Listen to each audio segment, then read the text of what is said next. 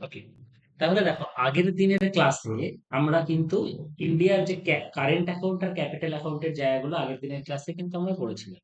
ঠিক আছে? এবং কি কি আমরা পড়েছিলাম, আমাদের ব্যালেন্স অফ পেমেন্টের যে জায়গাটা ছিল তার দুটো পার্ট ছিল। একটা ছিল কারেন্ট পার্ট এবং আরেকটা ছিল ক্যাপিটাল পার্ট। ঠিক আছে? একটা ছিল কারেন্ট পার্ট এবং আরেকটা ছিল ক্যাপিটাল। এটা আমি রিপিট করছি না, কারণ আগের দিনের ক্লাসে এটা ডিটেলস আলোচনা হয়েছিল এবং পিডিএফটাও দেখবে গ্রুপে অ্যাভেলেবেল। আমি গ্রুপে পিডিএফটা দিয়ে দিয়েছি। তো সেই পিডিএফটা একবার পড়ে নেবে, তাহলে এই জায়গাটা ক্লিয়ার হয়ে যাবে। বাট একটু বেসিক যে জায়গাটা বলা, আজকে আমরা যে জায়গাটা আলোচনা করবো সেটা হচ্ছে রুপি কনভার্টিবিলিটি। ওকে, তো কারেন্ট অ্যাকাউন্টের ক্ষেত্রে ইন্ডিয়ার যে কারেন্ট অ্যাকাউন্ট তার মধ্যে যেগুলো থাকে আমরা সেটাকে ভাগ করেছিলাম দুটো ভাগে, একটা ভিজিবল আর একটা নন ভিজিবল। এটা আগের ক্লাসটাই যারা ছিলেন তারা এই জিনিসগুলো সব পড়েছো। ভিজিবল এর মধ্যে আমাদের ছিল গুডস, আর নন ভিজিবল এর মধ্যে আমাদের ছিল সার্ভিসেস,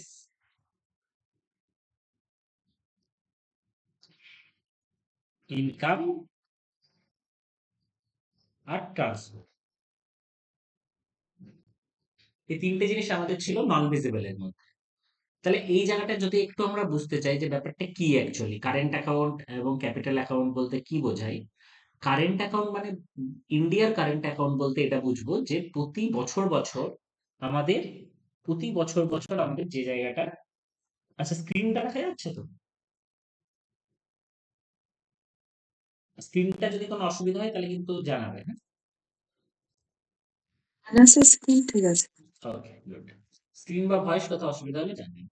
তাহলে কারেন্ট অ্যাকাউন্টে যেটা হচ্ছে যে কারেন্ট অ্যাকাউন্টের পার্ট হচ্ছে ভিজিবল পার্ট। ভিজিবল মানে যেটা দৃশ্যমান, দৃশ্যমান বলতে কি, যে জিনিসটাকে আমরা টাচ করতে পারি, দ্যাট ইজ গুডস বা দ্রব্যাদি বস্তু। কারেন্ট অ্যাকাউন্ট ব্যালেন্স অফ পেমেন্টের বলতে যেটা বোঝায়, ইন্ডিয়া যে বিভিন্ন দেশের সাথে ট্রেড করছে, আমরা বিভিন্ন দেশের থেকে এক্সপোর্ট করছি আবার বিভিন্ন দেশের থেকে ইম্পোর্ট করছি, তাই না? ভারত থেকে বিভিন্ন পদার্থ আমরা এক্সপোর্ট করছি, আবার বিভিন্ন পদার্থ ইম্পোর্ট করছি। সেটা গুডসও হতে পারে, সেটা সার্ভিসও হতে পারে। যদি গুডস হয় তাহলে সেটাকে আমরা ভিজিবল পার্টের মধ্যে ফেলছি, কারণ গুডস জিনিসটাকে আমরা দেখতে পাই। আর নন ভিজিবল পার্টের মধ্যে কোনটাকে বলছি, সার্ভিস, ইনকাম, ট্রান্সফার, এই সমস্ত জিনিসগুলোকে।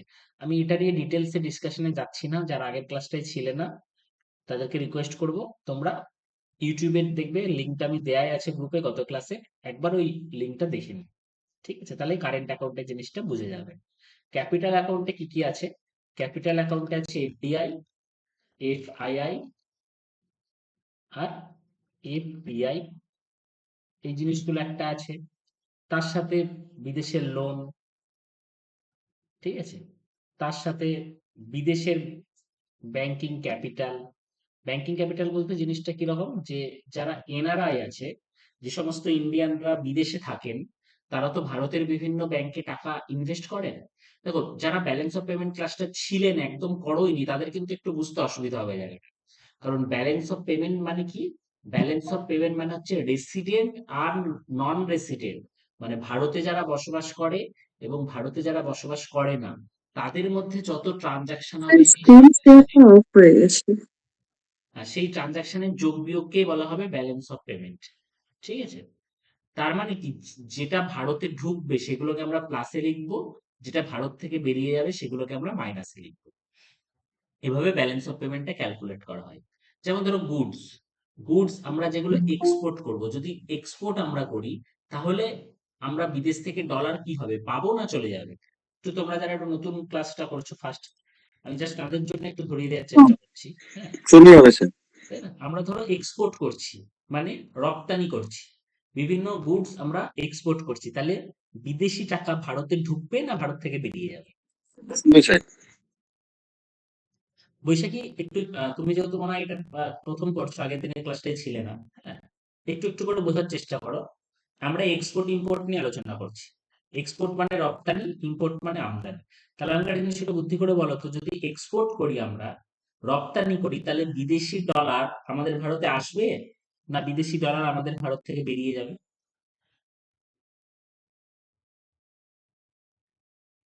ইউসুফ, বোঝা যাচ্ছে কি ব্যাপারটা? ঈশা,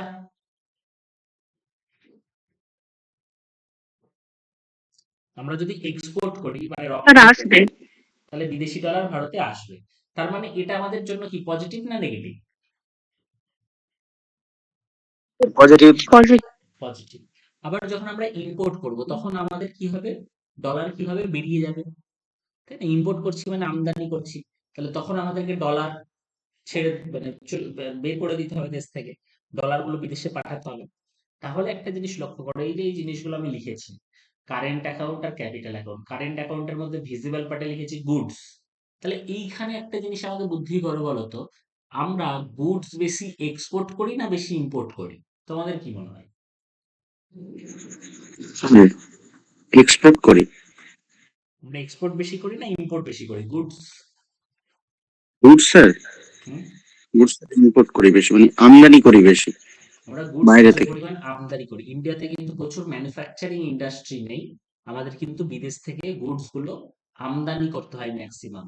তাহলে আমাদের গুডস এর ক্ষেত্রে আমি যদি শুধু ভিজিবল পার্টস এর গুডস এর কথাটা ভাবি, খুব ভালো করে বোঝো ব্যালেন্স অফ পেমেন্টের সাথে রিলেশন, যে আমরা কতটা টাকা আমাদের দেশে ঢুকলো আর কতটা টাকা বেরিয়ে গেল, সেইটার যোগ বিয়োগই হচ্ছে ব্যালেন্স অফ পেমেন্ট। তাহলে শুধু যদি আমি গুডস এর সাইডটাকে ভাবি, তাহলে গুডস এর কারণে কত টাকা ঢুকলো আর গুডস এর কারণে কত টাকা বেরিয়ে গেল। তো তোমাদের কি মনে হয়, গুডস এর কারণে আমরা যেহেতু ইম্পোর্ট বেশি করছি, তাহলে আমরা এখানে পজিটিভে থাকবো না নেগেটিভে থাকবো? Negative sir. এইটা আশি করবো নেগেটিভ। বাকি তোমরা বুঝতে পারলে কি? বৈশাখী বা রিসা বুঝতে পারলে ব্যাপারটা কি হলো? আমরা গুডস বেশি ইম্পোর্ট করছি, তাহলে আমাদের ফরেন কারেন্সি বেরিয়ে যাচ্ছে দেশ থেকে। ইম্পোর্ট করছি মানে আমদানি করছি, মানে বিদেশে একটা কোম্পানি থেকে নিলাম, তার মানে ওই কোম্পানিটাকে আমাকে এবার পেমেন্ট দিতে হবে, তাহলে নেগেটিভ। ভেরি গুড, তাহলে বুঝে গেছো সবাই। তাহলে গুডস এর ক্ষেত্রে আমরা নেগেটিভ। এইরকম করে আমরা সমস্ত জিনিসগুলো আগের ক্লাসে কিন্তু আলোচনা করেছিলাম, কোথায় নেগেটিভ কোথায় পজিটিভ সমস্ত কিছু আমাদের আলোচনা হয়েছিল। আজকে যে জায়গাটা আমরা পড়বো এখান থেকে সেটা হচ্ছে রুপি কনভার্টিবিলিটি। রুপি কনভার্টিবিলিটি, আগের ক্লাসটা রেকর্ডিং তাহলে দেখে নিও। আজকে আমরা পড়বো রুপি কনভার্টিবিলিটি। দেখো, এই যে আমাদের দু ধরনের অ্যাকাউন্ট আছে, একটা কারেন্ট অ্যাকাউন্ট ইন্ডিয়ার, একটা ক্যাপিটাল অ্যাকাউন্ট। তো রুপি কনভার্টিবিলিটিও দু রকমের হয়, একটা কারেন্ট অ্যাকাউন্টে রুপি কনভার্টিবিলিটি আর একটা ক্যাপিটাল অ্যাকাউন্টে রুপি কনভার্টিবিলিটি। ঠিক আছে, এবার দেখো ভিজিবল পার্টে যে গুডস আছে, ধরো আমাকে গুডস বিদেশ থেকে ইম্পোর্ট করতে হবে।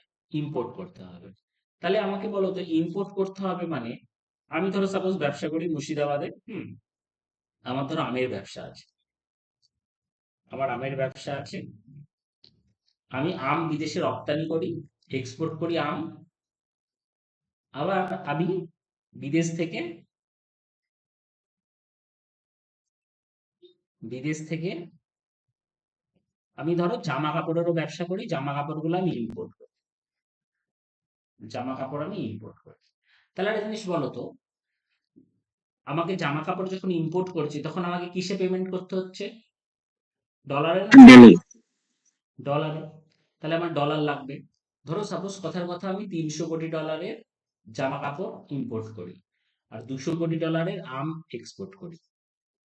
তাহলে আমি যখন আমের ব্যবসা করছি, আমগুলোকে এক্সপোর্ট করছি, তখন আমার অ্যাকাউন্টে কত ডলার ঢুকছে বা আমার হাতে কত ডলার আসছে? 200 কোটি ডলার। কিন্তু আমি যখন জামা কাপড় ইম্পোর্ট করতে যাব আমাকে কত পেমেন্ট করতে হবে? 300। 300 কোটি ডলার। তাহলে আমার কাছে শর্ট কত আছে? 100। 100 কোটি ডলার শর্ট আছে। এবার আমার কিন্তু আমাকে যে ইম্পোর্ট করছে আমাকে তো এই লোকটাকে ডলারেই পেমেন্ট করতে হবে। তাহলে এই ডলারটা আমি এবার কোথা থেকে পাবো?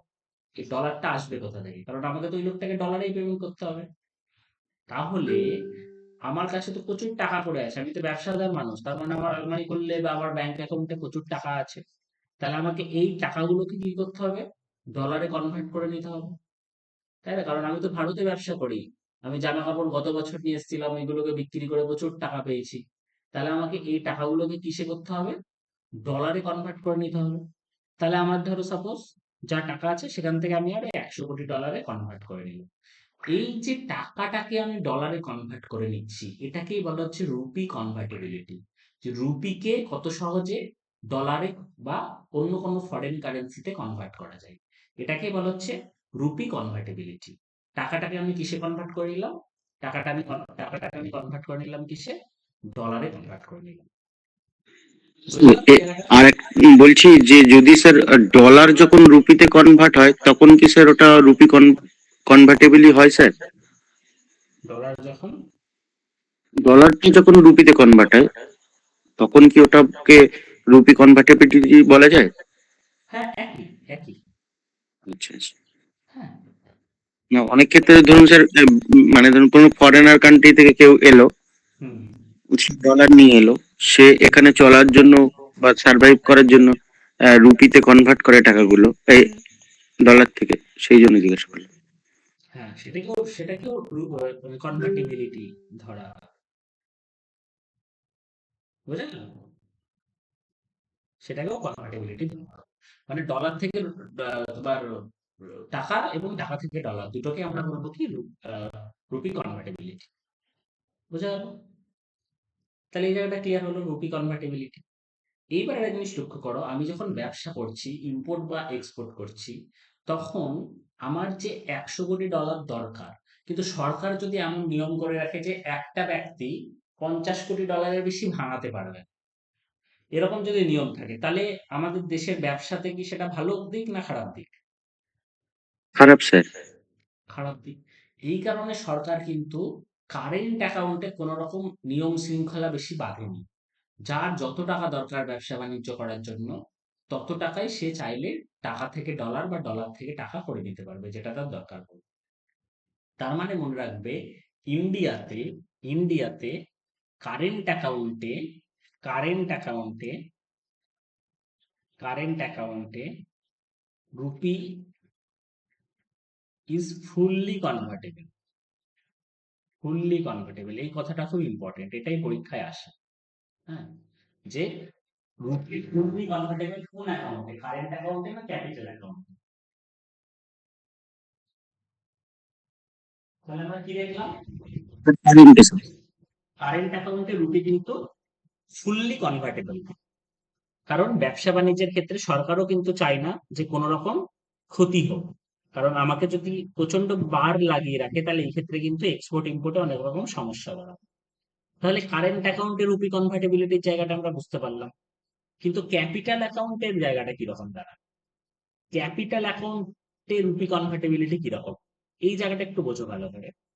ক্যাপিটাল অ্যাকাউন্ট মানে ক্যাপিটাল অ্যাকাউন্ট মানে সেখানে থাকবে হচ্ছে এফডিআই, এফডিআই, এফআইআই। এই দুটো জিনিস যদি একটু ভালো করে বুঝি, এফডিআই এর ফুল ফর্ম কি? Foreign direct investment. আর এফআইআই এর ফুল ফর্ম কি? Foreign institutional investment. তাহলে একটা ফরেন ডাইরেক্ট ইনভেস্টমেন্ট আর একটা ফরেন ইনস্টিটিউশনাল ইনভেস্টমেন্ট, দুটোর মধ্যে পার্থক্য কোথায়? আর এটাকে ক্যাপিটাল অ্যাকাউন্ট কেন বলছি? ক্যাপিটাল অ্যাকাউন্টের কনসেপ্ট হচ্ছে, যখন একটা বড় চাঙ্কের টাকা বা একটা বড় টাকা, হ্যাঁ, আমাদের ঢুকবে ভারতবর্ষের ইকোনমিতে, সেটাকেই বলা হবে ক্যাপিটাল অ্যাকাউন্ট। যখন আমার একটা বড় চাঙ্কের টাকা ঢুকছে, যখন ধর একটা এফডিআই হচ্ছে, এফডিআই মানে ফরেন ডাইরেক্ট ইনভেস্টমেন্ট। ধরো সাপোজ একটা ব্যাংক আছে সিটি ব্যাংক, সিটি ব্যাংক বিদেশি ব্যাংক। বা ধরো অ্যাপেল কোম্পানি, তোমরা শুনেছো যে অ্যাপেল কোম্পানি হায়দ্রাবাদে ব্যবসা করছে, হায়দ্রাবাদে অ্যাপেল কোম্পানি প্রোডাকশন করছে। তাহলে অ্যাপেল কোম্পানিকে তো হায়দ্রাবাদে তাদের ম্যানুফ্যাকচারিং ইউনিট বানাতে হয়েছে, কোম্পানি বানাতে হয়েছে, এমপ্লয়ি রাখতে হয়েছে। এই জিনিসটাকে বলা হচ্ছে ফরেন ডাইরেক্ট ইনভেস্টমেন্ট। যখন কোনো একটা বিদেশি কোম্পানি ভারতবর্ষে এসে এখানে এসে ব্যবসা করছে, এখানে তার কোম্পানি তৈরি করছে, এখানে এমপ্লয়মেন্ট দিচ্ছে, এটাকে বলা হয় ফরেন ডাইরেক্ট ইনভেস্টমেন্ট। এটা কিন্তু আমাদের ইকোনমির জন্য বেটার। আর একটা হচ্ছে foreign institutional investment. Foreign institutional investment, যার ফুল ফর্ম কি? FII, foreign institutional investment, foreign institutional investment. এটার অর্থ কি?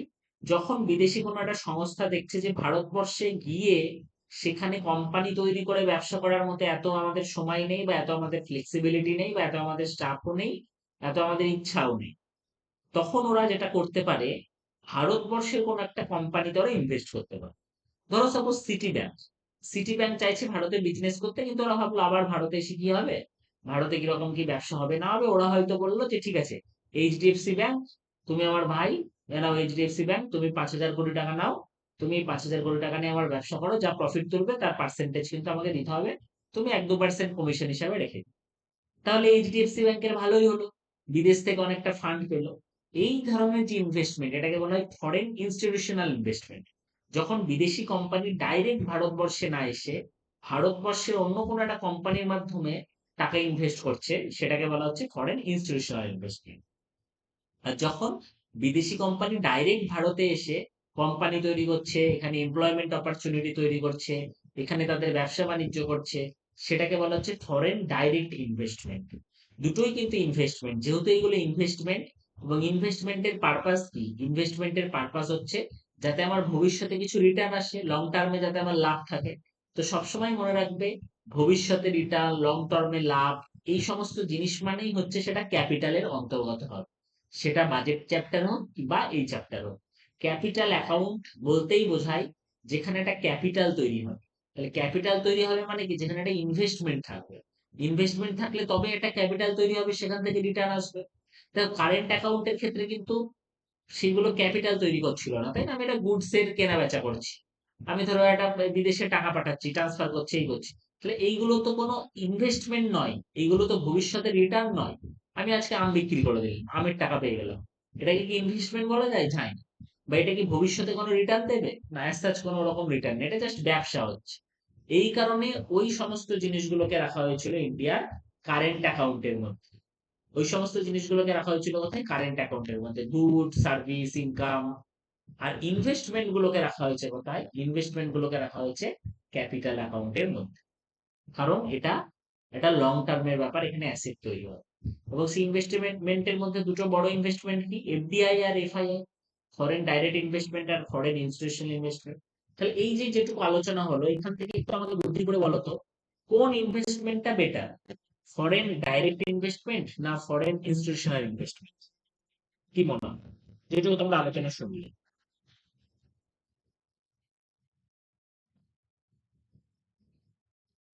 একদম। তাহলে FDI is better, right? Foreign direct investment is better. তাহলে এইটুকু আলোচনা থেকে এটা আমরা বলতেই পারি। বৈশাখী বোঝা যাচ্ছে কি? আশা করি বুঝতে পারলে, আশা করি। হ্যাঁ, বোঝা যাচ্ছে। ঠিক আছে, তাহলে কোনটা বেটার হলো বৈশাখী, কি বুঝলে? স্যার, এফডিআই না এফডিআই। এফআইআই? বুঝতে পারলে কি জায়গাটা, কোনটা বেটার হলো, এফডিআই না এফআইআই? এফডিআই। কেন বেটার বলতে পারলো কি?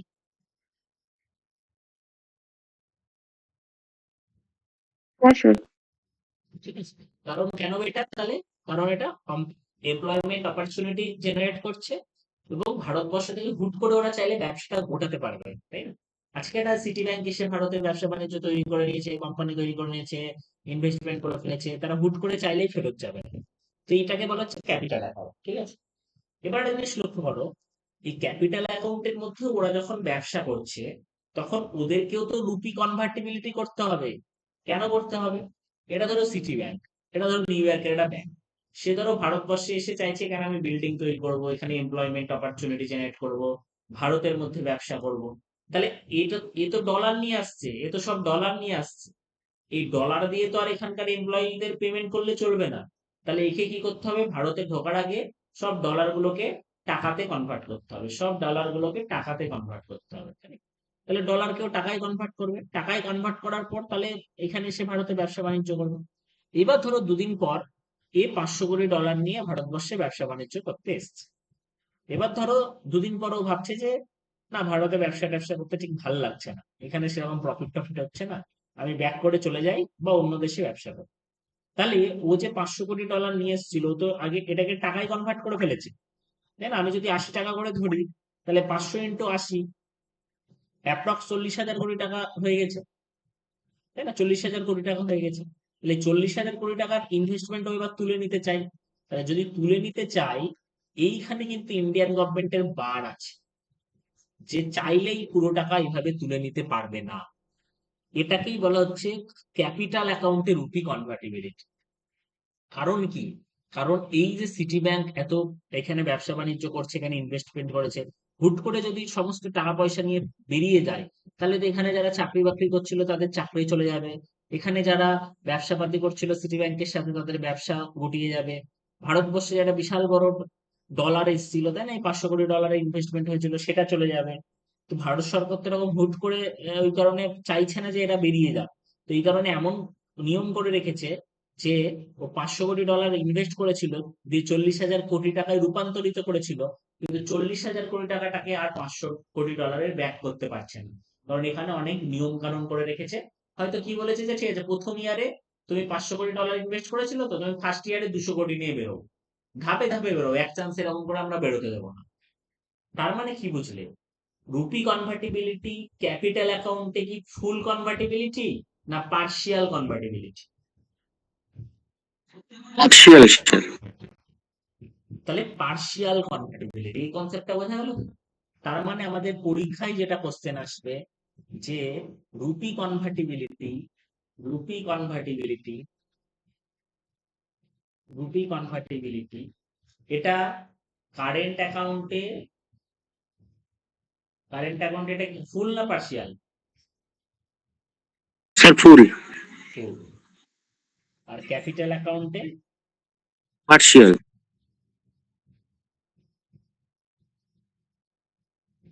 পার্শিয়াল।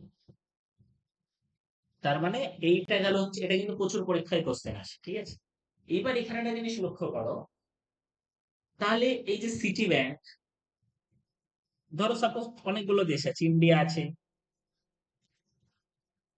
মালয়েশিয়া আছে,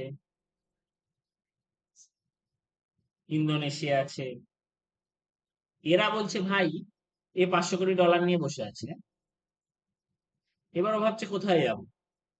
ইন্ডিয়া বলছে আমাদের কিন্তু ক্যাপিটাল অ্যাকাউন্টে ফুললি কনভার্টেবল না, তুমি কিন্তু আসলে টুক করে বেরোতে পারবে না। আর এরা বলছে আসুন দাদা আসুন, আসুন দাদা বসুন, ফুললি কনভার্টেবল, 500 কোটি ডলার নিয়ে আসুন, আপনি যখন চান বেরিয়ে যান। তাহলে সিটি ব্যাংক কি চাইবে, কোন দেশটাই যাওয়ার প্রতি ইন্টারেস্ট দেখায়?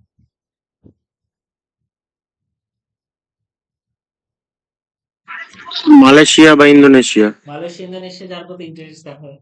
ইন্ডিয়ার ক্ষেত্রেও কিন্তু সেম এই জায়গাটা এসছে। দেখো আমাদের যখন ইকোনমিক রিফর্ম হয়, আগের ক্লাসে আমরা পড়েছি, ব্যালেন্স অফ পেমেন্ট ক্রাইসিস হয়েছিল। কেন ইকোনমিক রিফর্ম হয়? ব্যালেন্স অফ পেমেন্ট ক্রাইসিস হয়েছিল।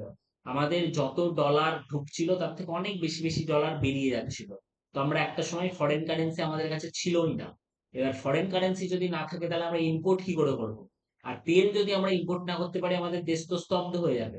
তো এরকম ক্রাইসিসের মুখে আমরা পড়েছিলাম 1990 সালে। তখন আমাদের প্রধানমন্ত্রী ছিলেন পিভি নরসিমহা রাও, আর অর্থমন্ত্রী ছিলেন মনমোহন সিং। এবং তারা তখন আইএমএফ এর কাছে হাত পাতলেন। সবসময় মনে রাখবে, কোনো ফিনান্সিয়াল যদি এমার্জেন্সি চলে আসে, ফিনান্সিয়াল এমার্জেন্সি, তাহলে আমাদেরকে হেল্প করে হচ্ছে আইএমএফ। আর যদি ডেভেলপমেন্টাল কাজ হয় তাহলে অবশ্যই ওয়ার্ল্ড ব্যাংক। এটা কিন্তু অনেকে ভুল ভাবে যে আমার যদি এমার্জেন্সিতে হুট করে টাকার দরকার হয় তাহলে আমাকে ওয়ার্ল্ড ব্যাংক টাকা দেবে না, সেক্ষেত্রে আমাকে আইএমএফ আছে। এমার্জেন্সিতে পড়ে গেলে আইএমএফ। 1991 সালে আমরা এই এমার্জেন্সিতে পড়ে গেছিলাম। কেন? কারণ আমাদের ব্যালেন্স অফ পেমেন্টে ক্রাইসিস চলে এসেছিল। এখনই ব্যালেন্স অফ পেমেন্ট মানে আমরা কি বুঝলাম? কত টাকা ঢুকছে আর কত টাকা বেরোচ্ছে। আমাদের প্রচুর টাকা বেরিয়ে যাচ্ছিল, তত পরিমাণ টাকা আমাদের ঢুকছিল না। এই কারণে আমরা ফরেন কারেন্সি আমাদের শর্ট হয়ে গেছে। আমরা প্রচুর ইম্পোর্ট করতাম, তো ইম্পোর্ট করার জন্য শুধু ডলার দিয়েই যাচ্ছি, আর সামান্য কটা এক্সপোর্ট হচ্ছে, তো সেরকম ডলার আমাদের আসছে না। ম্যাক্সিমাম ডলার আমরা দিয়েই যাচ্ছি, ডলার ঢুকছে কম। তাহলে আমাদের স্বাভাবিক কি হবে, ডলারে আমরা শর্টফল হয়ে যাবো। ওই কারণে ব্যালেন্স অফ পেমেন্ট ক্রাইসিস তৈরি হয়ে গেল। কত সালে তৈরি হলো ব্যালেন্স অফ পেমেন্ট ক্রাইসিসটা? 1991 সালে। তখন প্রধানমন্ত্রী কে ছিল? পিভি নরসিমহা রাও। আর তখন অর্থমন্ত্রী কে ছিল? মনমোহন সিং। এবার ওনারা দুজন দুজন ভাবলো আরে বাবা, এটা খুব ঝামেলায় পড়ে গেলাম, আমাদেরকে কে বাঁচাবে? তখন ওরা চলে গেল আইএমএফ এর কাছে। আইএমএফ বললো আমি বাঁচাতে পারি তোমাদেরকে, কিন্তু তোমাদের এলপিজি পলিসি নিতে হবে। এলপিজি পলিসি মানে কি? Liberalisation, privatisation, globalisation. মানে তোমার ইকোনমিকে উন্মুক্ত করতে হবে, বিদেশি সংস্থাকে তোমার ইকোনমিতে আসতে জায়গা দিতে হবে। যখনই বিদেশি সংস্থা আসবে তখনই তোরা ইনভেস্টমেন্ট নিয়ে আসবে, তাহলে তোমার অটোমেটিক ফরেন কারেন্সি আরো আস্তে আস্তে আসতে থাকবে, তুমি এই জায়গাটা থেকে বেরোতে পারবে। যে সমস্যার মধ্যে তুমি পড়ে গেছো, সেই সমস্যা থেকে আস্তে আস্তে বেরোতে পারবে। ওই কারণেই তো তোমাকে গ্লোবালাইজেশন করতে বলছি। গ্লোবালাইজেশন করো, বিদেশ থেকে কোম্পানিগুলো আসবে, আর তোমার ইনভেস্টমেন্ট হবে, তোমার কাছে অনেক ডলার আসবে, তুমি সমস্যা থেকে বাঁচবে। তো সেম ওই রকম সময়ে অন্যান্য যে দেশগুলো ছিল, যেটা একটু আগে আমরা দেখলাম, যে মালয়েশিয়া, ইন্দোনেশিয়া, ইন্ডিয়া, সবাই চাইছিল ঠিক আছে তাহলে ফরেন ইনভেস্টমেন্ট আসুক। কিন্তু ইন্ডিয়া ভাবলো ফরেন ইনভেস্টমেন্ট তো ঢুকলো, কিন্তু যদি হুট করে বেরিয়ে যায় তাহলে তো আবার সমস্যা। ওই কারণে কিন্তু ইন্ডিয়া বললো আমরা ক্যাপিটাল অ্যাকাউন্টে ফুল কনভার্টিবিলিটি দেব না। তোমরা আসো, কিন্তু বেরোনোর সময় কিন্তু তোমরা ফুল বেরোতে পারবে না, তোমাদেরকে ধাপে ধাপে বেরোতে হবে পার্শিয়াল কনভার্টিবিলিটি। কিন্তু মালয়েশিয়া, ইন্দোনেশিয়া, মানে আমাদের যে সাউথ ইস্ট এশিয়ান যে কান্ট্রি গুলো আছে, সেই সাউথ ইস্ট এশিয়ান কান্ট্রি গুলো বললো না না, কোনো চাপ নেই, আমার এখানে চলে আসুন দাদা, আমরা ফুল কনভার্টিবিলিটি দেবো, আপনি যত ডলার নিয়ে আসবেন যখন চাইবেন তখনই তত ডলার নিয়ে বেরিয়ে যাবেন, আপনার কোনো চাপই নেই লাইফে। আর ইন্ডিয়া কিন্তু এখানে একটু অন্যরকম পদক্ষেপ নিল। কেন ইন্ডিয়া অন্যরকম পদক্ষেপ নিল এবং তার ফলে ইন্ডিয়ার কি লাভ হলো একটু পরেই আমরা বুঝতে পারবো। এইবার প্রচুর কোম্পানি তখন ভাবছে যে মালয়েশিয়া যাবো না ইন্দোনেশিয়া যাবো, ওদের কাছে একটা তো ভালো দিক ওরা দেখছে, যে মালয়েশিয়া ইন্দোনেশিয়ায় গেলে যখন ইচ্ছা বেরোনো যাবে। কিন্তু আবার ভাবছি ইন্ডিয়াতে তো বিশাল বড় মার্কেট, ইন্ডিয়াতে তো প্রচুর লোকজন আছে, আমি যদি ওখানে না যেতে পারি তাহলে তো আমার ব্যবসা পাতি সেরকম বাড়বে না। ওই কারণে ওরা ভাবলো ঠিক আছে, ইন্ডিয়াতে গেলে আটকে যাব, ওরা ফুললি বেরোতে দেবে না, কিন্তু আমরা ইন্ডিয়াতেই যাই। আবার প্রচুর কোম্পানি মালয়েশিয়া, ইন্দোনেশিয়াতেও গেল। হ্যাঁ, তো এরকম করে ওই সময়টা যেটা হলো, মালয়েশিয়া আর ইন্দোনেশিয়া, এই যে সাউথ ইস্ট এশিয়ান কান্ট্রি গুলো আছে, এদের জিডিপি একদম তত্তর করে বাড়তে থাকলো, ইন্ডিয়ারও বাড়তে থাকলো, কিন্তু ইন্ডিয়ারও স্লো বাড়তে থাকলো, আর এদের একদম সেই তত্তর করে বাড়ছে। কারণ কি, ক্যাপিটাল অ্যাকাউন্টে ফুল কনভার্টেবল করে দিয়েছে।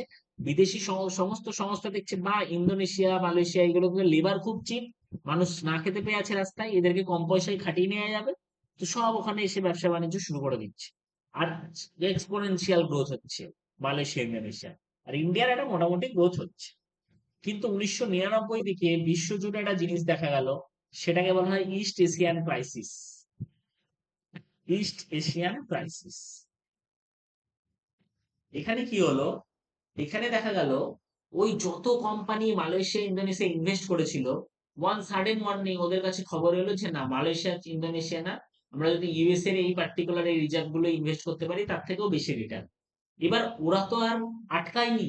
একটু আগে আমরা দেখলাম মালয়েশিয়া, ইন্দোনেশিয়া তো রুপি কনভার্টিবিলিটি ফুল ফুল করে দিয়েছে, এরা তো আটকায়নি। ইন্ডিয়া যেমন পার্শিয়াল করে রেখেছিল, ফুল ছিল না, এরা তো ফুল করে রেখেছে। তো যত কোম্পানি এসেছিল সবাই কিন্তু এই সুযোগটাকে কাজে লেগে ফুটফাট ফুটফাট করে কয়েক মাসের মধ্যে সব বেরিয়ে চলে গেল।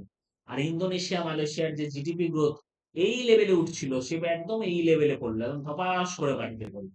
ইন্ডিয়ার কিন্তু সেরকম খুব একটা ইম্প্যাক্ট করলো না, কারণ ইন্ডিয়া কিন্তু বেরিয়ে যাওয়ার প্রতি অনেক রুলস রেগুলেশন লাগিয়েছে। ইন্ডিয়াতে কিন্তু ক্যাপিটাল অ্যাকাউন্ট ফুললি কনভার্টেবল নয়, ক্যাপিটাল অ্যাকাউন্ট ফুললি কনভার্টেবল নয়। এবং এই যে ক্যাপিটাল অ্যাকাউন্ট ফুললি কনভার্টেবল হবে কি হবে না, বা কতটা ক্যাপিটাল অ্যাকাউন্ট কনভার্টেবল করলে ইকোনমির জন্য ভালো। কারণ আমরা যদি ক্যাপিটাল অ্যাকাউন্টকে একদমই কনভার্টেবল না রাখি, যে না তুমি যা এই বছর রাখবে তার মাত্র 2% বা 5% তুমি নিয়ে যেতে পারবে, তাহলে তো কোনো কোম্পানি আসতে ইচ্ছুক হবে না। তাহলে এমন কোন জায়গাটায় রাখবো যাতে কোম্পানিগুলো আসতে ইচ্ছুক হয়, আবার আমার প্রফিটটাও থাকে। এইটা কিন্তু খুব একটা ভাইটাল জায়গা এসে দাঁড়ায়। ঠিক আছে, তাহলে এই জায়গাটা বোঝা গেল আমরা কি কি বললাম। ক্যাপিটাল অ্যাকাউন্টে রুপি কনভার্টিবিলিটি, আর কারেন্ট অ্যাকাউন্টে রুপি কনভার্টিবিলিটি। কারেন্ট অ্যাকাউন্টে রুপিস 100% কনভার্টেবল, কোনো অসুবিধা নেই। বাট ক্যাপিটাল অ্যাকাউন্টে কিন্তু রুপি কনভার্টিবিলিটি 100% নেই, এটা পার্শিয়াল রুপি কনভার্টিবিলিটি। আর এই পার্শিয়াল রুপি কনভার্টিবিলিটিটা করে আমাদের কি লাভ হলো, এই যে ইস্ট এশিয়ান ক্রাইসিস হয়েছিল, ইন্দোনেশিয়া, মালয়েশিয়া, এইখানে কিন্তু আমাদের খুব একটা ইম্প্যাক্ট পড়েনি খুব একটা বিশাল। কারণ আমাদের কিন্তু পার্শিয়াল রুপি কনভার্টিবিলিটি ছিল, কোম্পানিগুলো চাইলেও কিন্তু ভারত থেকে সেভাবে বেরিয়ে যেতে পারেনি। বোঝা গেল তাহলে এই জায়গাটা, এই জায়গাটা থেকে কোনো ডাউট? এটা কারেন্ট অ্যাকাউন্ট কনভার্টিবিলিটি আর একটা ক্যাপিটাল অ্যাকাউন্ট কনভার্টিবিলিটি। তার সাথে আমরা কি বললাম, ইস্ট এশিয়ান ক্রাইসিস। এবং মনে রাখবে এই কনভার্টিবিলিটি নিয়ে খুব একটা কোশ্চেন বিভিন্ন পরীক্ষায় যায়। ইন্ডিয়ান গভর্নমেন্ট একটা কমিটি তৈরি করেছিল এই কনভার্টিবিলিটি নিয়ে। এই কমিটিটার নাম কি ছিল? এই কমিটিটার নাম ছিল এসএস তারাপরে কমিটি। এসএস তারাপরে, ঠিক আছে। আচ্ছা, তাহলে আমরা কনভার্টিবিলিটির জায়গাটা ক্লিয়ার করলাম। এইটুকু বুঝতে কারোর কোনো অসুবিধা এসএস নেই? একবার ওটা বলুন কি আছে ওটা? হ্যাঁ, বলো কোন জায়গাটা? অসিবল? এসএস এর পরে ওটা কি আছে? হ্যাঁ, এসএস এর পরে কি আছে স্যার কমিটিটা? এসএস তারা পড়ে কমিটি, হ্যাঁ তারা পড়ে, তারা পুড়ে যাচ্ছে, ঠিক আছে, আকাশের তারা পুড়ে যাচ্ছে, তারা পড়ে, তারা পড়ে, এসএস তারা পড়ে কমেছে। তাহলে আমরা রুপি কনভার্টিবিলিটির কনসেপ্টটা করলাম। তাহলে কোন অ্যাকাউন্টে ফুললি কনভার্টেবল? কারেন্ট অ্যাকাউন্টে। কোন অ্যাকাউন্টে পার্শিয়াল কনভার্টেবল? ক্যাপিটাল অ্যাকাউন্টে। আর এই রিলেটেড কমিটির নাম কি? SS Tarapore committee. SS Tarapore committee বলেছে ক্যাপিটাল অ্যাকাউন্টে ফুললি কনভার্টেবল করা যাবে না, আমরা স্লোলি স্লোলি ফুললি কনভার্টেবল করব, আস্তে আস্তে আস্তে আমরা বাড়াবো, কিন্তু ফুললি কনভার্টেবল করে দেবো না, কারণ ইস্ট এশিয়ান ক্রাইসিস থেকে আমরা শিক্ষা নিয়েছি। কমিটিটার নাম কি বললাম? কমিটিটার নাম বললাম এসএস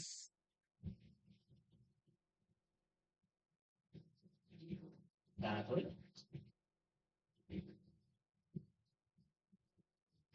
এইটুকু বুঝতে কারোর কোনো অসুবিধে? যেটুকু না আলোচনা স্যার। করতে কোনো জায়গায় কোনো অসুবিধা আছে? না স্যার। নেই তাহলে? আচ্ছা, ভেরি গুড।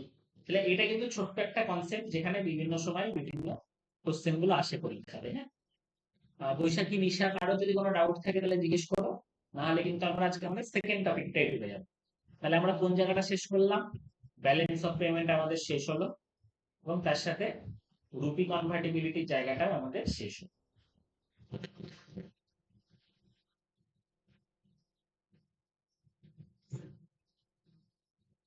এই দুটো জায়গায় যদি কারোর কোনো ডাউট থাকে জিজ্ঞেস করতে পারো। আশিকুর কোনো ডাউট কোনো জায়গায়? না স্যার। এবার পরের যে টপিকটা আমরা পড়বো সেই টপিকটার নাম হচ্ছে পভার্টি। ঠিক আছে, পভার্টি কি জিনিস, কেন জিনিস, সেগুলো আমরা কম বেশি সবাই জানি, তাই না? কারণ দারিদ্রতা মানুষের জীবনের সাথে সাথে একদম অঙ্গাঙ্গি ভাবে জড়িত আছে। কিন্তু ইকোনমিতে দারিদ্রতার কি কি কনসেপ্ট আছে, এই জায়গাগুলো কিন্তু একটু আমাদের ক্লিয়ার করতে হবে। ঠিক আছে, দেখো খুব ভালো করে বুঝো। পভার্টিকে ইকোনমিস্টরা দুভাগে ভাগ করছে। ঠিক আছে, পভার্টি ইকোনমিস্টরা কি করছে? দুভাগে ভাগ করছে। একটাকে বলা হচ্ছে অ্যাবসলিউট পভার্টি,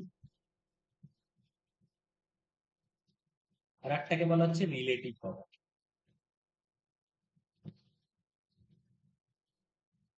ঠিক আছে, তার আগে তো আমাদের বুঝতে হবে যে পভার্টি বলতে কি বোঝাচ্ছে, তাই না? পভার্টি বলতে কি বোঝাচ্ছে?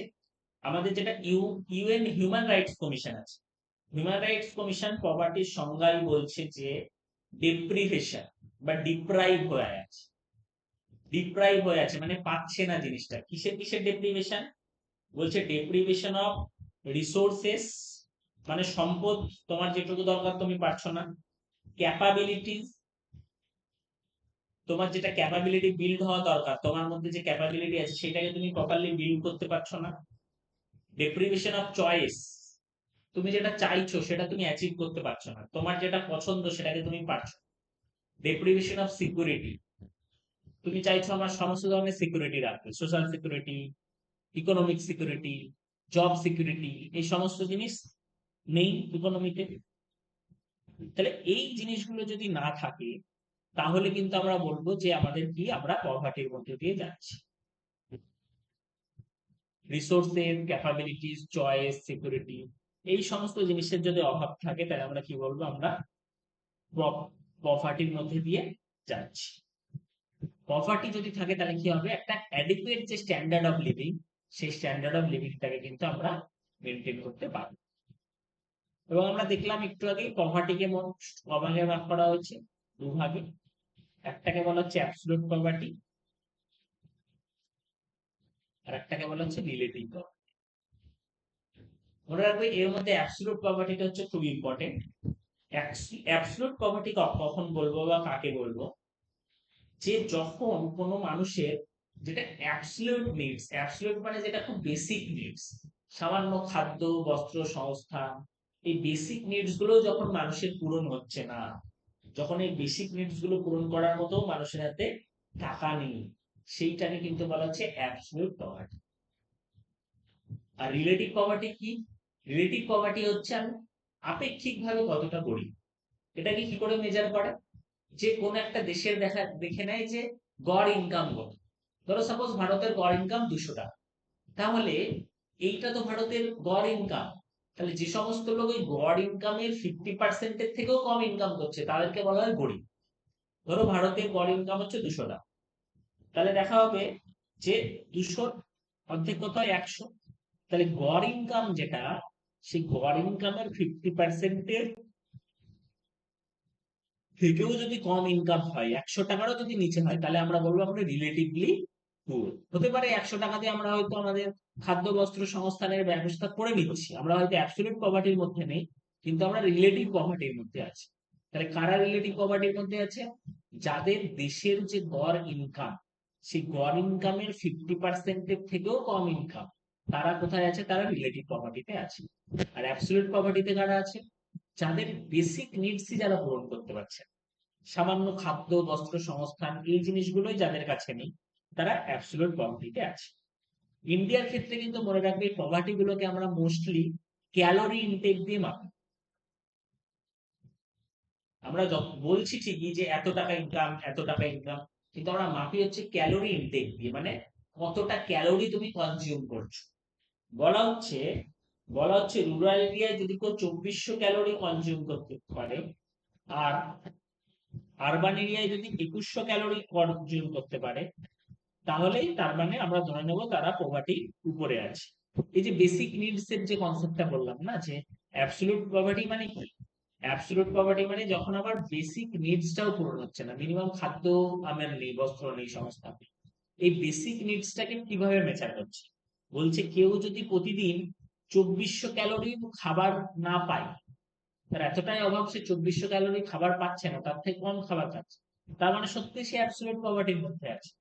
আর যদি এটা কোন এরিয়া? এটা হচ্ছে রুরাল এরিয়ার জন্য, কারণ রুরাল এরিয়ায় খাবার পাওয়া তুলনামূলক সহজ। রুরাল এরিয়ায় কিন্তু মনে রাখবে পভার্টি হ্যান্ডেল করা তুলনামূলক সহজ। আরবান এরিয়ায় পভার্টি হ্যান্ডেল করা কিন্তু আরো কঠিন। যারা শহরের গরিব হয় তাদের অবস্থা কিন্তু আরো কঠিন হয়, কারণ গ্রামের দিকে কিন্তু অনেক সুযোগ থাকে চাষবাস করা, সেখানে সবাই গরিব, একটা মেনটেন ব্যাপার থাকে।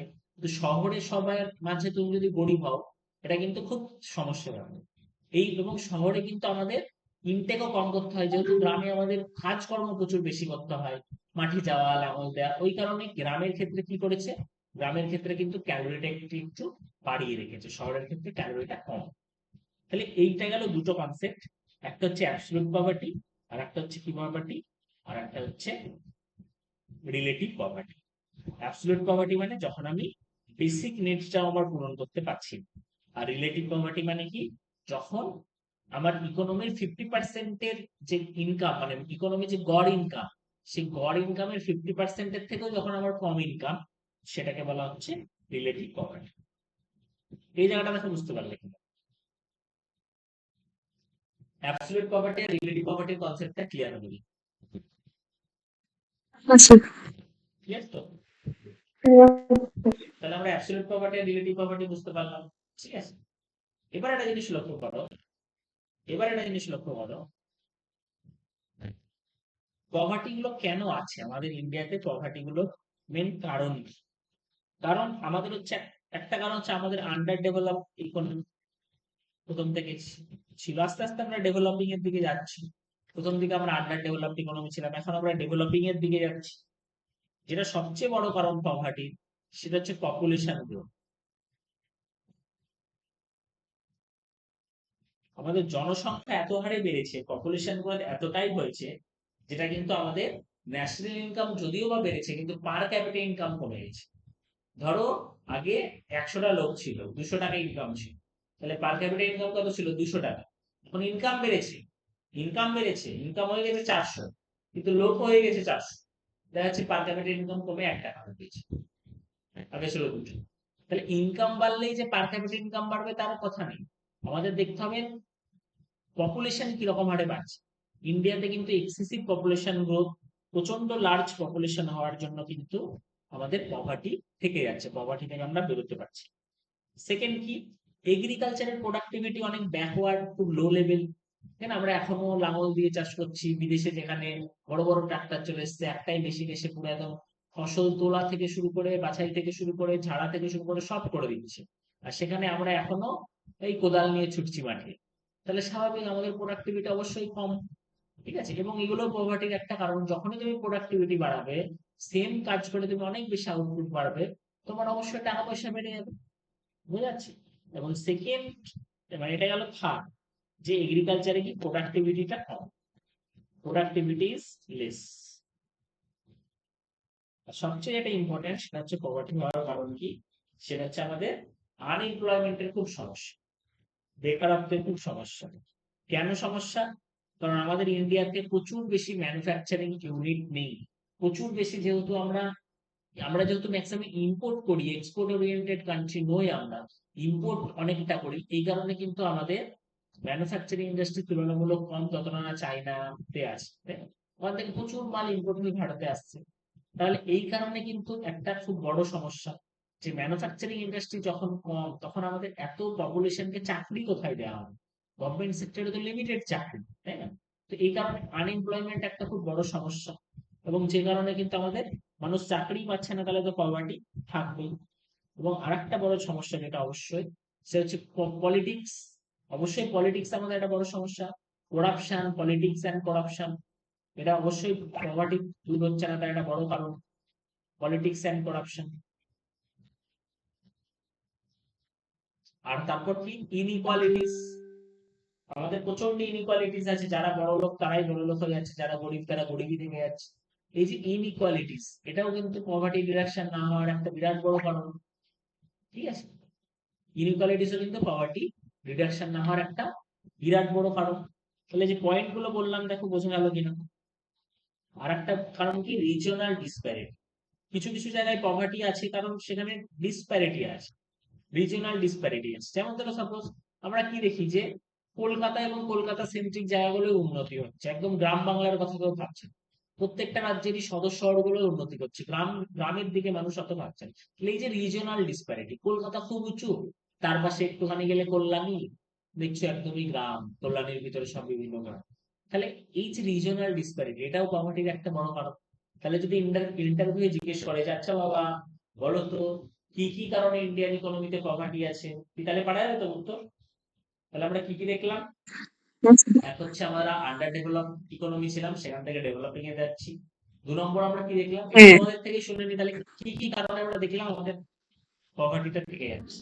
পপুলেশন পপুলেশন গ্রোথ অনেক বেশি হয়ে গেছে, এগ্রিকালচার প্রোডাক্টিভিটি কম হয়েছে, আনএমপ্লয়মেন্ট বেশি হয়েছে, আর পলিটিক্যাল অ্যান্ড করাপশনটা বেশি হয়েছে, ইনইকুয়ালিটি হয়েছে, আর রিজিওনাল ডিসপ্যারিটি Very good. রয়েছে। তাহলে এই সমস্ত পয়েন্ট গুলো দেখলাম যেটা আমাদের পভার্টির জন্য মূলত দায়ী।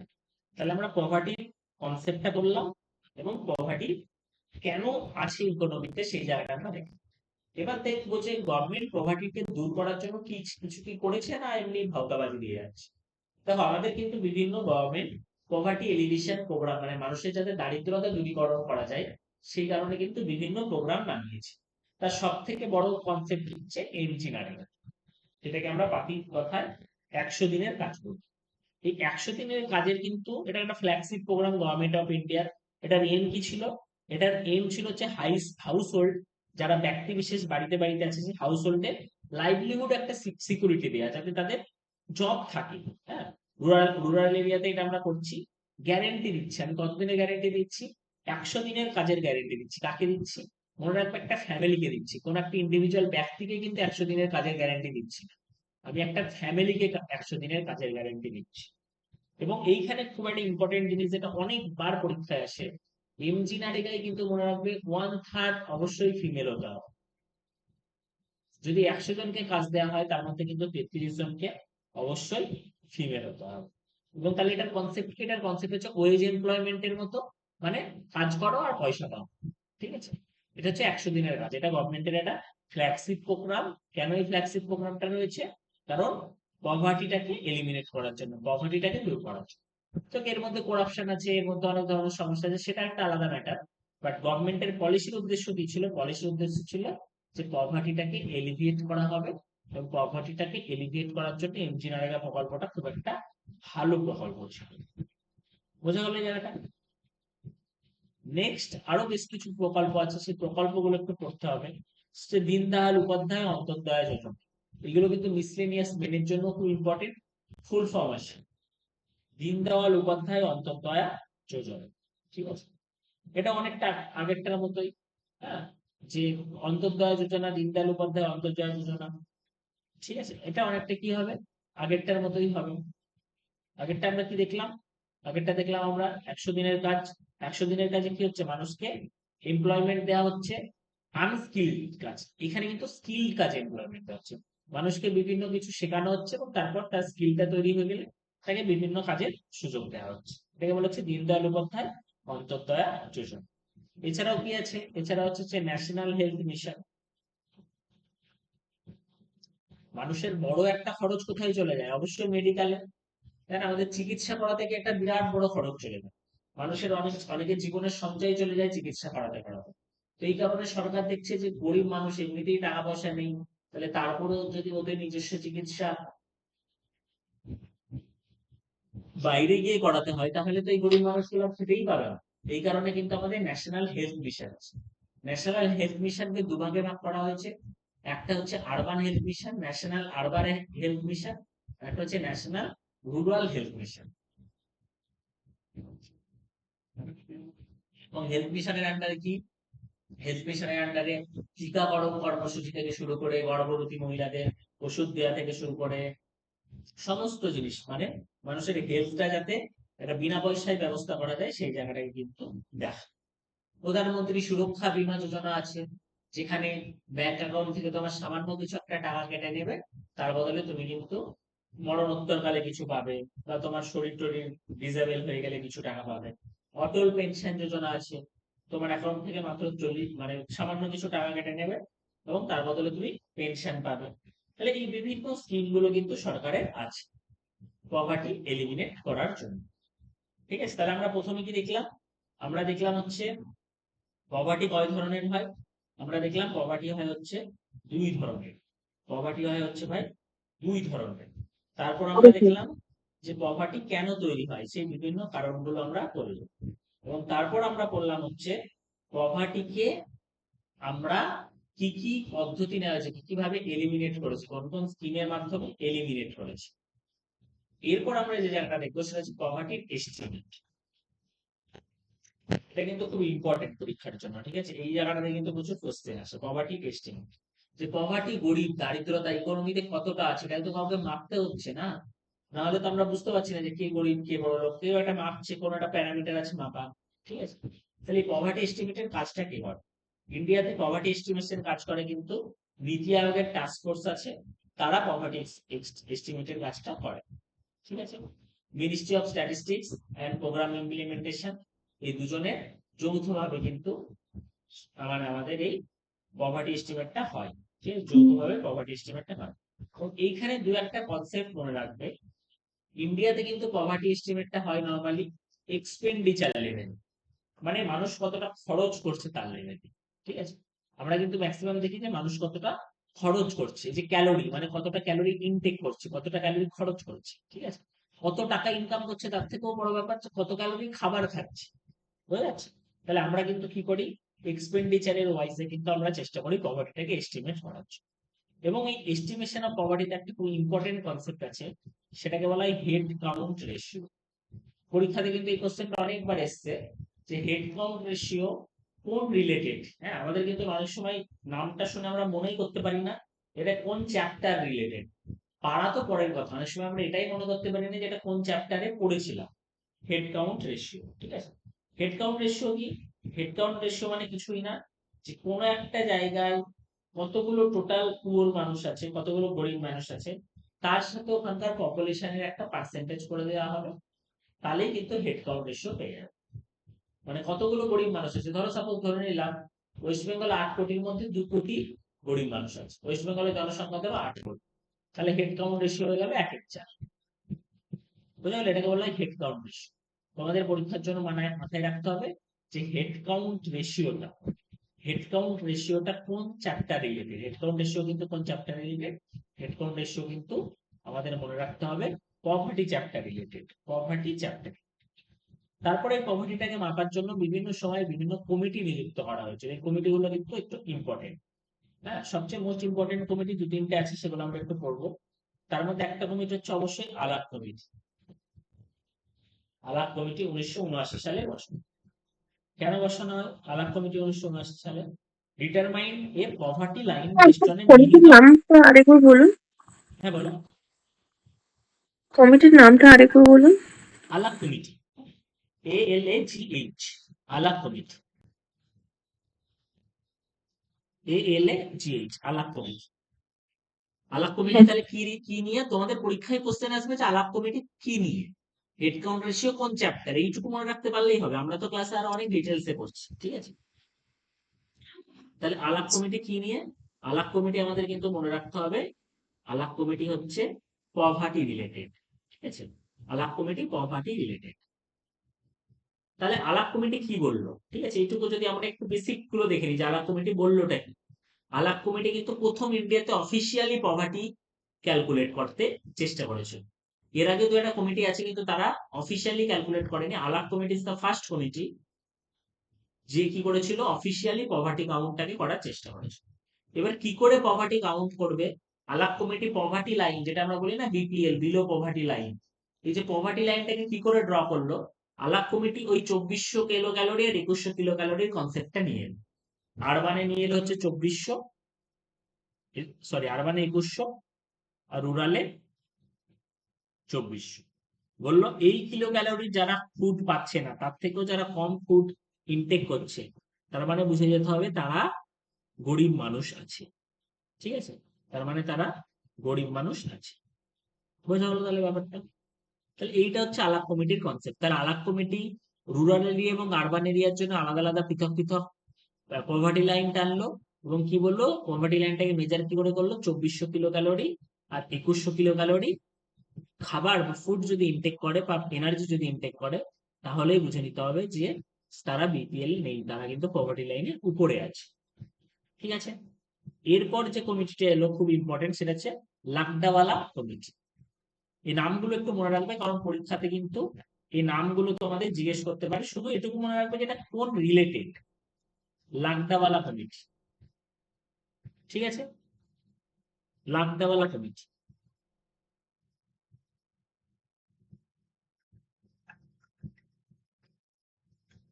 তাহলে লাকডাওয়ালা কমিটি কি বললো?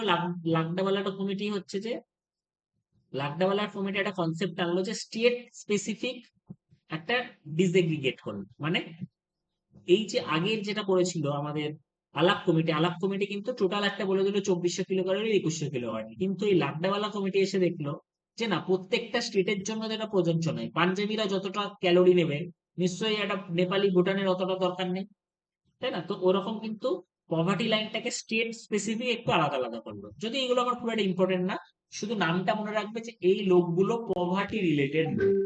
হ্যাঁ, গরিব লোক এরা, হ্যাঁ, এই লোকগুলো গরিব লোক, পভার্টি রিলেটেড। নেক্সট হচ্ছে খুব ইম্পর্টেন্ট, যেটা অনেকবার পরীক্ষায় আসে, সেটা হচ্ছে টেন্ডুলকার। টেন্ডুলকার কমিটি 2009। বোঝা যাচ্ছে? টেন্ডুলকার কমিটি এসে যেটা একটা নিয়ম করলো, টেন্ডুলকার কমিটি এসে বলল যে এই কিলো ক্যালোরি দিয়ে মাপাটা ঠিকঠাক হচ্ছে না। আমরা এবার লোকের দেখি যে কত কি টাকা পয়সা ইনকাম করছে, হ্যাঁ, কত কি টাকা পয়সা খরচ করছি। সবসময় মনে রাখবে কনজাম্পশনে কিন্তু আমরা কাজ করি। পভার্টি কিন্তু মেজার হয়, একটু আগে আমি বললাম পভার্টি মেজার কিন্তু আমরা কত টাকা ইনকাম করছে সেটা দিয়ে আমরা দেখি না, আমরা দেখি কত টাকা সে কনজাম্পশন করছে, তাই না? এই যে 2400 কিলো ক্যালোরি, হতে পারে একটা লোক টাকা ইনকাম করছে কিন্তু 2400 কিলো ক্যালোরি কনজিউমের মতো তার মানে টাকা আছে হয়তো করছে না, তার মানে কিন্তু তাকে আমাদের পভার্টি হিসাবে ধরে নেওয়া হবে, গরিব হিসাবে ধরে নেওয়া হবে, ঠিক? কারণ আমরা পভার্টিটাকে দেখি কনজাম্পশন হিসাবে। যখন সার্ভে গুলো করা হয়, তখন তাকে জিজ্ঞেস করে আপনি কি এটা খান, আপনি কি এইটা কনজিউম করেন, ওটা কনজিউম করেন, এইভাবে কিন্তু আমরা আপনার বাড়িতে কি কি আছে কনজাম্পশনের হিসাবে কিন্তু আমরা পভার্টিটাকে ঠিকঠাক মেজার করি, ঠিক আছে? তাহলে টেন্ডুলকার কমিটি এসে কি বললো? টেন্ডুলকার কমিটি এসে বললো যে ভাই, ওই আরবান রুরালের জন্য আলাদা আলাদা এইসব করার দরকার নেই, প্রথমত, যেটা আলাপ কমিটি করেছিল। 2 নম্বর হচ্ছে কিলো ক্যালোরি ট্যালোরি দিয়ে মাপবো না আমরা, আমরা এবার টঙ্কায় মাপবো, টাকায় মাপবো। হ্যাঁ, গান্ধীজিকে নিয়ে এলো, টাকায় মাপা হবে সমস্ত কিছু। ঠিক আছে? দিয়ে ও মেপে বললো, এটা 2011-12 সালে হিসাব দিল, যে যদি রুরাল এরিয়ায় 816 টাকা কেউ কনজাম্পশন করে, 816 টাকার কনজাম্পশন, ঠিক আছে, আর আরবান এরিয়ায় 1000 টাকার কনজাম্পশন করে, আরবান এরিয়ায় বেশি কেন, কারণ আরবান এরিয়ায় খরচ বেশি, তার মানে তারা বুঝতে হবে তারা পভার্টি লাইনের উপরে আছে। ঠিক আছে, তার মানে তারা পভার্টি লাইনের উপরে আছে।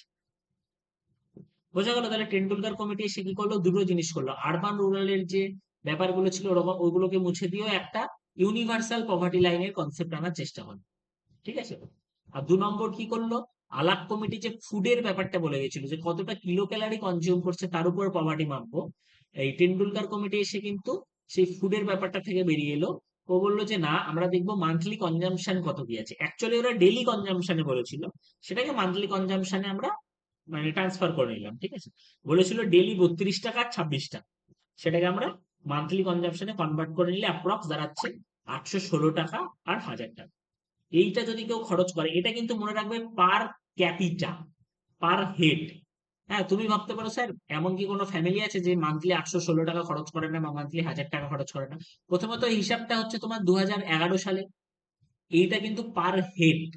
মানে একটা পরিবারে যদি 5 জন থাকে, তাহলে পরিবারটা যদি 5,000 টাকা মাসে খরচ করে, তাহলে কিন্তু 5 দিয়ে ভাগ করতে হবে, মানে ওদের পার হেড খরচ হচ্ছে 1000 টাকা।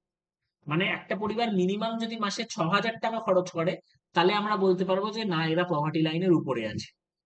যদি 5,000 টাকা খরচ করে বা 4,800 টাকা খরচ করে, তাহলে কিন্তু হাজারের কমে চলে আসছে পার হেড, তাহলে কিন্তু আমরা বলবো না, এরা পভার্টি লাইনের নিচে আছে।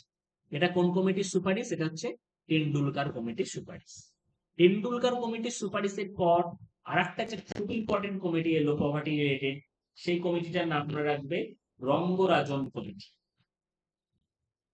রঙ্গরাজন কমিটি 2014 সাল। রঙ্গরাজন কমিটি কেন এলো? কারণ টেন্ডুলকার কমিটির যে অ্যামাউন্ট গুলো দিয়েছিল সেগুলো প্রচন্ড লো ছিল, আর টেন্ডুলকার কমিটির যে নিয়ম, যে আরবান রুরালের কনসেপ্টটা মিটিয়ে দিল, এটা ইউনিভার্সাল পভার্টি লাইন টানার চেষ্টা করলো। কিন্তু বাস্তবে কি সেটা হয়? বাস্তবে তো আমরা দেখতে পাচ্ছি যে রুরাল এরিয়া আরবান এরিয়ার মধ্যে অনেক পার্থক্য আছে। ওই কারণে প্রচুর ক্রিটিসিজম হলো টেন্ডুলকার কমিটি। ঠিক আছে, এই কারণে 2012 সালে রঙ্গরাজন কমিটি এলো এবং 2014 সালে সেটা রিপোর্ট জমা দিল। রঙ্গরাজন কমিটি কি বললো? রঙ্গরাজন কমিটি আবার ওই রুরাল আরবানের কনসেপ্ট গুলো ফিরিয়ে আনলো এবং ও মান্থলি কনজাম্পশনেই থাকলো, এবং কি বললো যে রুরাল এরিয়ায় 972 টাকা আর আরবান এরিয়ায় 1407 টাকা, এইটা যদি কনজাম্পশন হয়, এটাও কিন্তু পার হেড। মানে একটা যদি 5 জনের ফ্যামিলি থাকে, তাহলে ইন্টু 5, মানে অ্যাপ্রক্স 7,000 টাকা মাসে যদি খরচ করার মতো ক্ষমতা থাকে, তাহলেও পভার্টি লাইনের উপরে আছে রঙ্গরাজন কমিটির হিসাব অনুযায়ী। আর যদি 7,000-এর নিচে থাকে, তাহলে ওর পভার্টি লাইনের নিচে আছে। তাহলে রঙ্গরাজন কমিটি কি করলো, যে মান্থলি যে কনজাম্পশনের এটা ছিল, অ্যামাউন্টটা ছিল, সেটাকেও কিছু পরিমাণ কিন্তু ইনক্রিজ করে দিল। আর রুরাল আরবানের যে পার্থক্যটাকে এর আগে টেন্ডুলকার কমিটি এসে মিটিয়ে দিয়েছিল, সেটাকে কিন্তু ও আবার পৃথক করে দিল। ঠিক আছে, সেটাকে আবার পৃথক করে দিল। কারণ রুরাল আরবান এরিয়ায় কিন্তু প্রায়োরিটি আলাদা আলাদা, তাই না? কোথায় কতটা প্রায়োরিটি দেওয়া হবে সেইগুলো কিন্তু রুরাল আরবান এরিয়ায় আলাদা আলাদা হবে। একজন আরবান এরিয়ায় যেমন মানুষের একটা বাসস্থান প্রচন্ড ইম্পর্টেন্ট, তার জন্য যারা অনেক বড় টাকা বেরিয়ে যায়, তাই না, আরবান এরিয়াতে, রুরাল এরিয়াতে যায় না। তাহলে প্রায়োরিটি গুলো তো আলাদা আলাদা, সেই মতো করে তো আমাকে হিসাব করতে হবে। ওই কারণে রুরাল এরিয়া আর আরবান এরিয়ায় আলাদা আলাদা বাস্কেট থাকা জরুরি। বাস্কেট মানে কি, যে কোন কোন ক্রাইটেরিয়ার উপর হিসাব করবো ওর খরচটা, কনজাম্পশনটা কোন কোন ক্রাইটেরিয়ার উপর হিসাব করবো, এই জিনিসগুলো রুরাল আরবান এরিয়া আলাদা হওয়া দরকার। এই কারণে রঙ্গরাজন কমিটি কিন্তু সেটা করে দিল, রুরাল আর আরবান এরিয়ায় আলাদা করে দিল।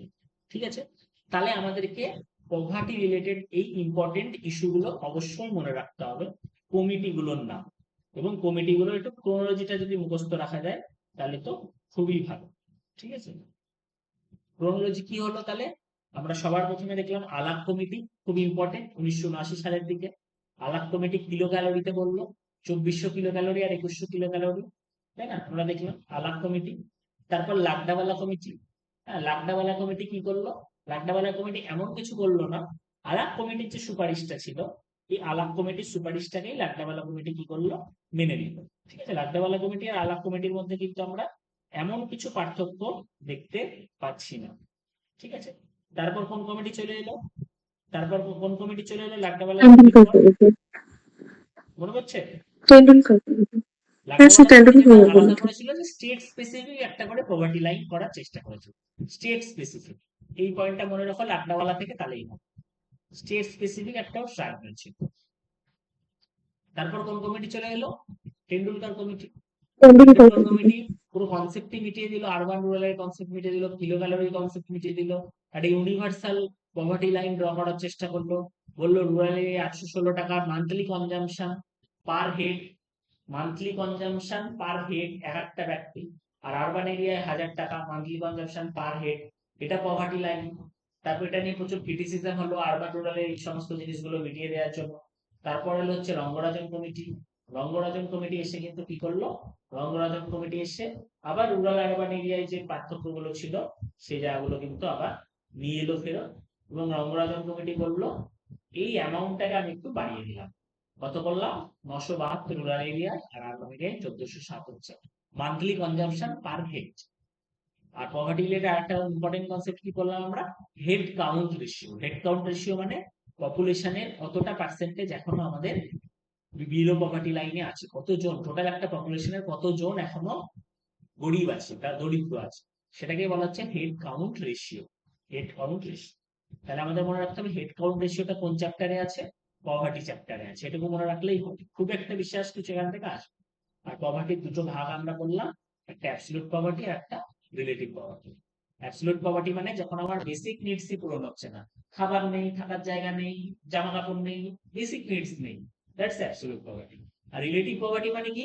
সমাজের যে বেসিক আমাদের ইনকাম, মানে সমাজের ইনকাম। যেটা গড় ইনকাম, একটা দেশের গড় ইনকাম, গড় ইনকাম ধরো 500 টাকা, তাহলে তার অর্ধেকের 250 টাকা তার থেকেও আমার কম ইনকাম, মানে আমার ইনকামের সব ডবল, সমাজের গড় ইনকামটাই আমার ইনকামের ডবল, তার মানে আমি গরিব।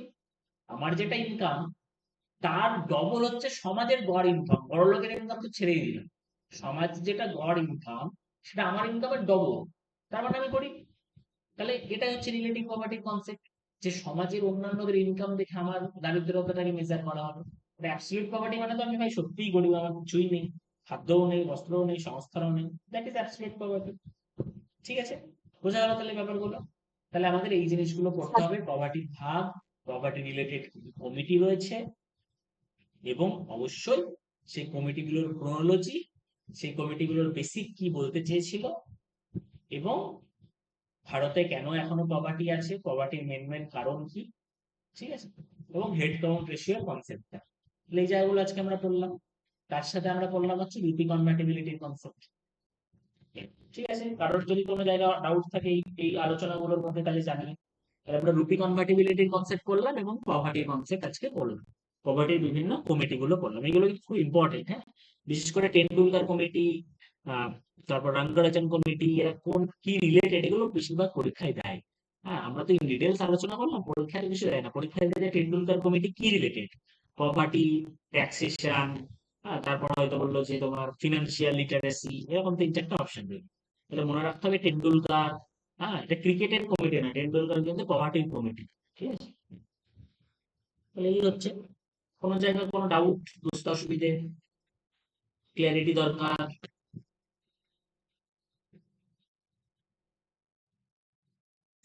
আচ্ছা ঠিক আছে। পৃষ্ঠা বৈশাখী কোনো সমস্যা কোনো জায়গায় বুঝতে যেটুকু পড়ানো হয়নি? পিডিএফ আছে কি প্রপার্টি চ্যাপ্টার?